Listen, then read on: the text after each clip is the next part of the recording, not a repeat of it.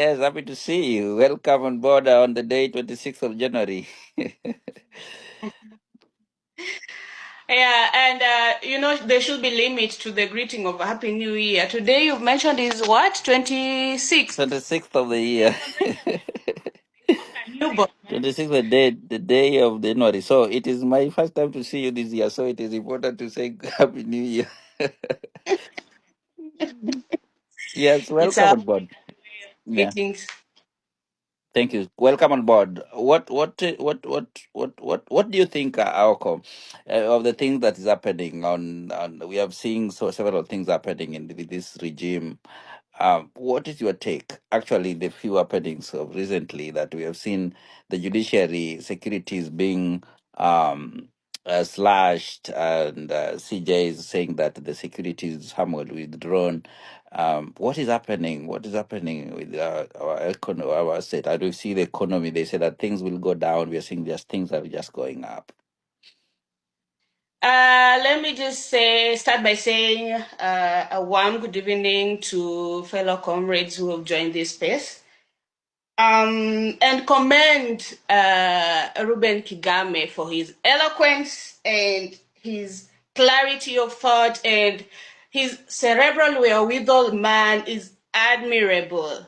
And to think that we jinxed such kind of man for someone like the Sugoi Buta.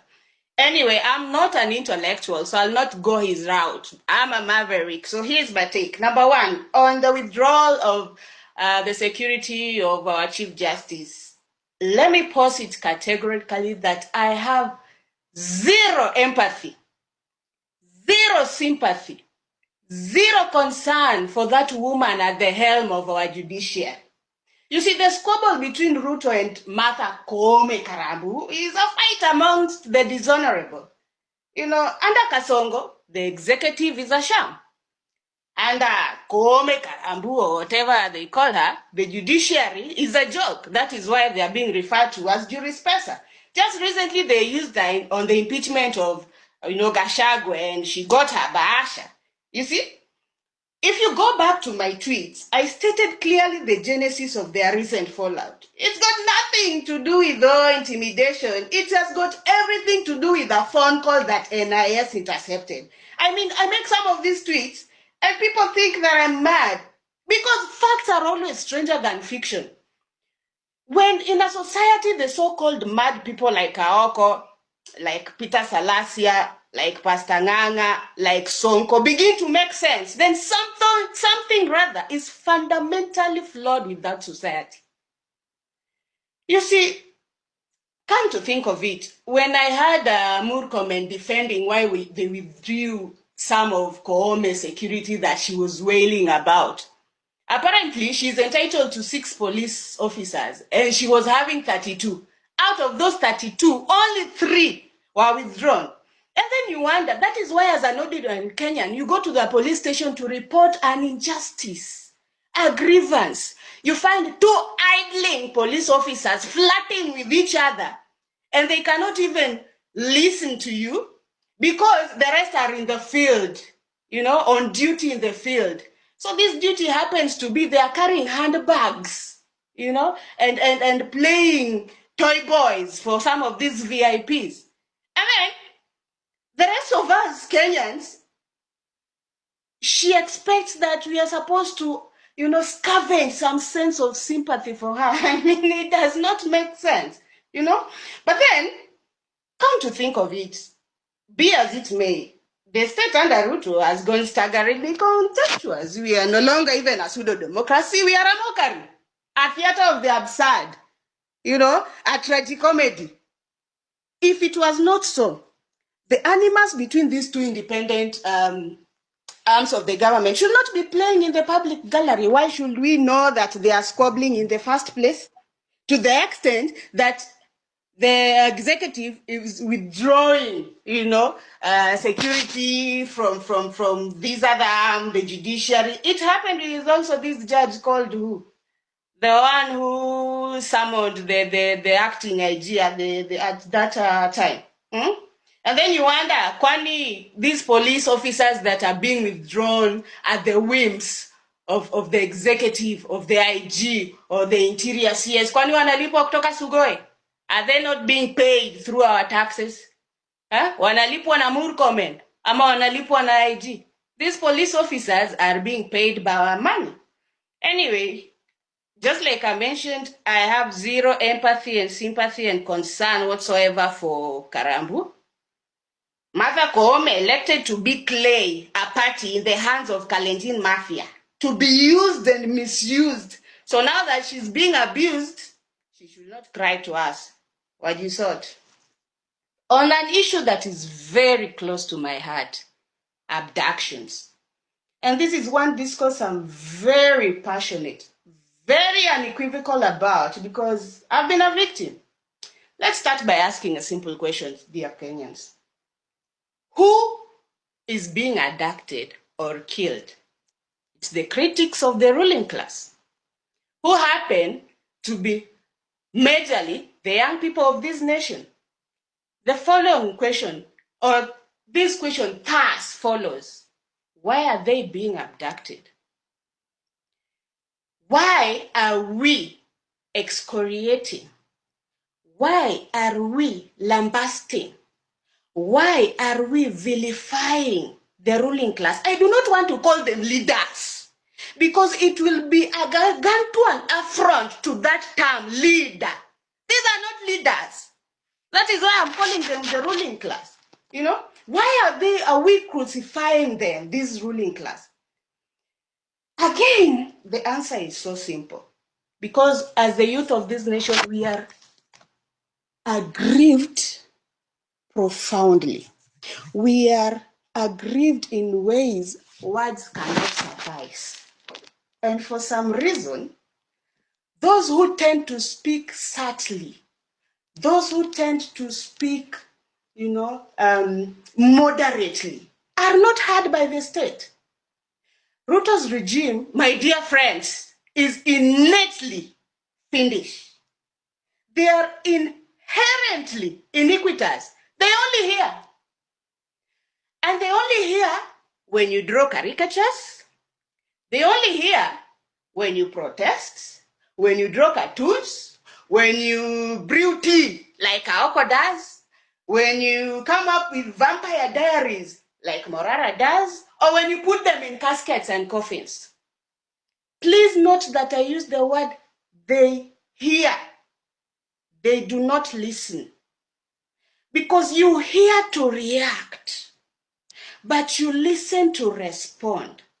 Response is a consequence of sitting down and analyzing the situation at hand. Watoto, hii kitu wanafanya kwa nini? And how should we respond? But reaction comes from impulse. When you are a fool, because that is what fools do. Take, for instance, the contentious Finance Bill 2024. They wanted to smuggle it because they wrongly adjudged that we are illiterate, we are apolitical, we don't know politics, we will not read it, So they believed that we will not notice this stark fiscal injustice. Ole wow. We read it. Not only did we read it, we understood it. And then we were like, nah, apana. We repudiated this document in its entirety. And then we tried to pass that message to them. Ikitu hatuitaki. We made tweets. We made videos. Size of this casket thing was absolutely nowhere in the picture. I hope you're getting my point, dear Kenyans who are listening to this space. Because I told them today, I'm going to tell them why we are putting them in caskets. We tweeted, we tagged them, we held spaces, we made videos, we spoke to them. We even lent our voices on mainstream media. Wakatuona kama pudeshi za masa zao. Guess what? Akina Osoro, that arrogant wash will tell us, we will not even change a comma. Tutaipitisha hivyo hivyo. Akina Cheriot told us he's never met anyone wiser than Ruto. and that bill will transform Kenya, help us pay debts, blah, blah, blah. According to hornbills like him, Ruto is the alpha and omega of wisdom, only rivaled by God. He monopolizes knowledge, and it will amount to an abomination. Yeah? An abomination if you dare question Ruto. This is the kind of mtu wetu syndrome that in fact tukiwa just requires a ravi. In fact, I wanted to use decorum on this platform, but I will today want to ask Cheruyot, because Ruto monopolized wisdom. Akimwambia leo leta bibi yako pale Weston, atachukua peleke, because he's the alpha and omega of wisdom. Kimani Chungwa told us we can go screw ourselves. That bill will pass, whether we kithni, whether we ndekni, that bill will pass. It is that hubris, that haughtiness, that arrogance, that conceit that took us to the streets. Because they blatantly refused to listen to us. They blatantly refused to dialogue. We had to go rogue to catch their attention. Then, now that we went rogue, what was their reaction? Splattering our brains on the pavements. So by the time they were calling us for dialogue, the milk was far spilled, and the cat had drunk it. So to spite us, they brought in a dinosaur and his cabal of thieves to lick our blood. What these tone-deaf thieves failed to understand that hii kitu haikuanza na hii sijui finance bill.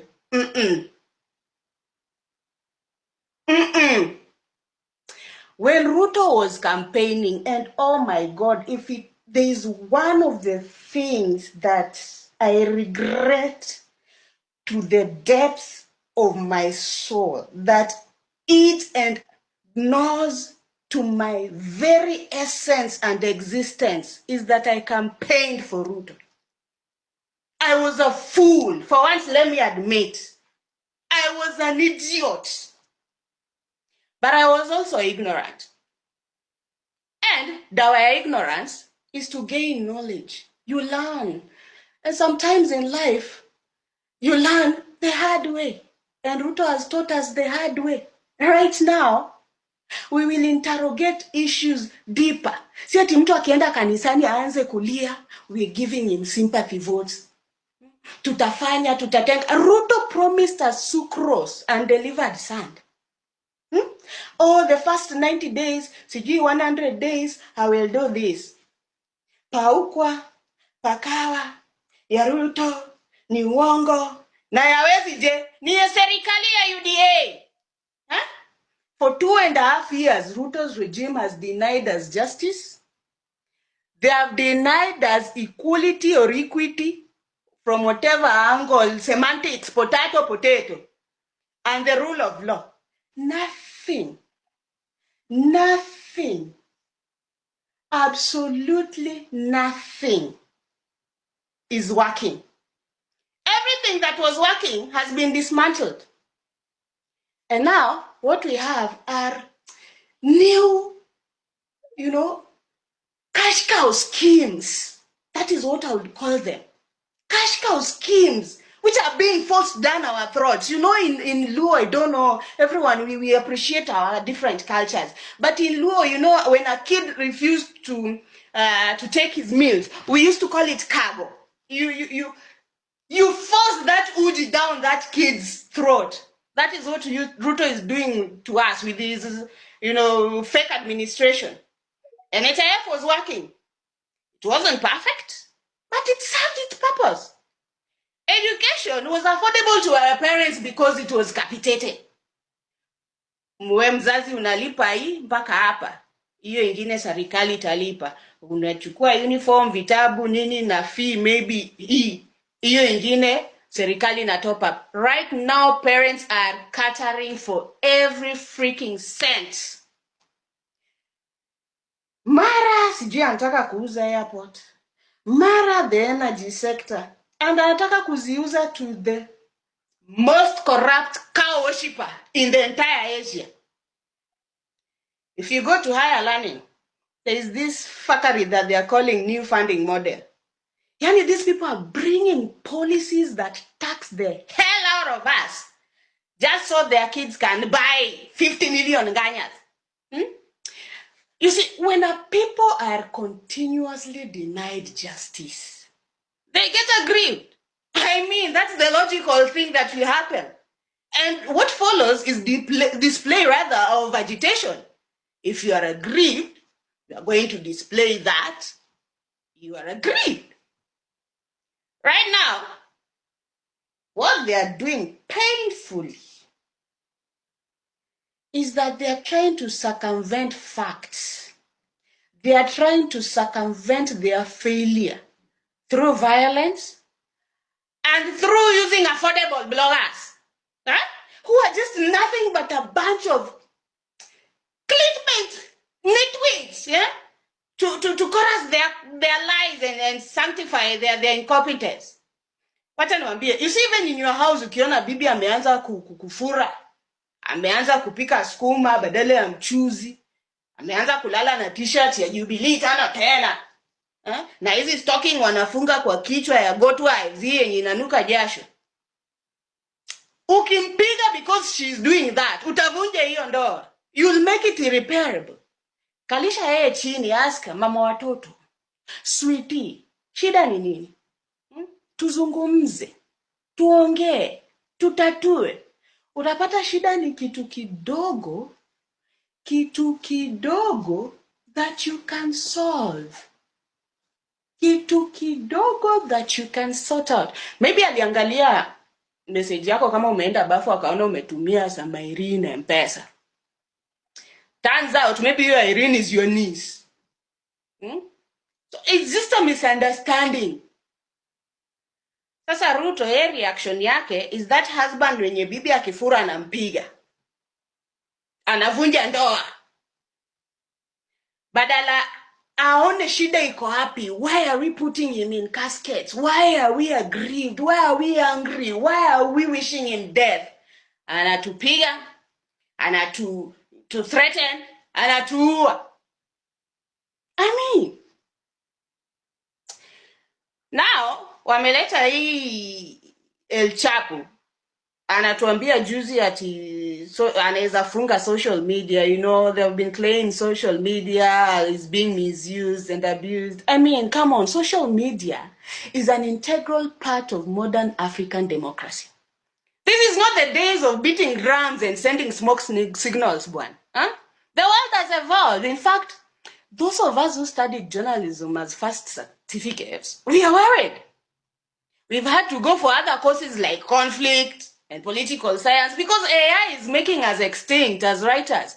The only difference between us, human writers, and AI rather, is that we bring some passion, some emotion. Unaona hii kuchemka na chemka, hii huwezi pata AI. And that is how I also write. Probably that is the only difference. Now, through social media, we are getting socially, economically, and politically enlightened. Now, the biggest enemy of a typical and archetype African politician is an enlightened and learned population. Because we are not subservient to them. Na hiyo ndio inasumbua Ruto na watu wake. We are not subservient. We question things. And allow me use this wife analogy again. Ukipata bibi yako na degree yake alafu umweke kwa nyumba ulale nje siku mbili. Alafu ukuje you expect ati amekuchemshia maji moto, amekuwekea hapo food. Atakwambia, excuse me, sit down. Where were you? Where were you for 2 days? Why were you not picking your calls? Because ameenda shule and she knows her rights. Si mwenye utakokota class 3 huko village mwenye utalala nje siku 3 alafu ukirudi ati Duogo umerudi excuse us. Basi hiyo ndio shida yetu na hii administration. They think we owe them some genuflection. We need to kowtow to their whims and I mean, it doesn't happen like that. Now we are being christened that we are unpatriotic. You know, Kenyans on social media, especially TikTok and X, we are a menace, we are mannerless. Ruto spoke publicly in Homa Bay and said he'll stop abductions, provided that our parents teach us manners. Which manners? What are the perimeters of gazing manners? Omera, listen. The likes of Wangari Maathai stripped naked to protest injustice.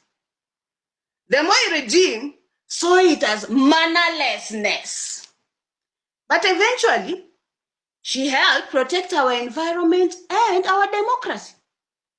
Besides, we learned our mannerlessness from them. Oh yes, we learned from the best. If that Dadab thing, when Yalioa, a 13-year-old girl and got elected with mere 3K votes, stands in front of Kenyans and mentions baba zetu, ati kwani hiyo kiti ni ya mama yenu, hiyo kiti ni ya baba zenu, koma nina zenu. Excuse me, how are you supposed to respect those kind of people? Now, he was saying this right in front of Ruto, who did nothing. In fact, if anything, I caught a grin on his lips. He was smiling. He was enjoying it. Viongozi wetu hawana heshima. Viongozi wetu hawana nidhamu. Viongozi wetu hawana utu. Sudi akipanua mdomo, utadhani ni zile takataka za City Market akaja ameshindwa kubeba. Na hizo meno kama algebra, x minus y is equal to z. Kazi ni kututisha. Nikipewa hiyo docket siku tatu. Busy making very inflammatory videos and remarks. Someone who cannot even write his own name. Could not even read his oath of office, boy. Hajawahi fungua mdomo bunge. Recently, alikuwa rewarded na sijui honorary PhD. Ndio tumuite Dr. Sudi. Look at such things. As a graduate mwenye amekaa 4 years in university, ama as a mtu anawania PhD. Do you know PhD venye ni ngumu kupata hii Kenya? Unabembeleza lecturer hivi ni kama unatongozana na yeye. And then Kimani Chwonga has a sewage lodged inside his mandibles. Kuongea tu mefi. If you're a graduate of international relations or diplomacy, maybe now uko na certificate or diploma, or it was when you want tunaita huko ati double whatever, uko na umechukua diplomacy and communication or IR and international relations and communication. Then unaona Shalin Ruto is the one representing youth in UNGA, UN. Huko New York, talking about swimming lions and digital farming. Na yeye kitu alisomea ni Mascom. Utasikia aje? Anakurepresent as who? If it's not by the fact that yeye ni daughter wa president. What experience does she have in diplomacy or IR? To represent you? What does she understand about what the Kenyan youth is experiencing? By the time alikuwa anazaliwa, Ruto was already getting money. Uko na masters, unaendesha nayo ndudhi. While George Ruto ako na fleet of nganya at only 25. Alitoa wapi pesa? Nani alimpea loan? Sisi mbona hatupati hizo loan? Ukiteta unashikwa. Why can't they also help us young people? Hata see we want to own matatus. Tell us form a circle as this group and then you give us a loan. Hata tutaki tupatie vitu za bure. Who told you Kenyans want freebies? Give us a loan. Cause hii Hustler Fund kitu unapewa ni 500. 500 hata iwezi nunua condom. Cause hata free condoms they are not giving these days. I'm telling you. What do you think, guys? What do you think?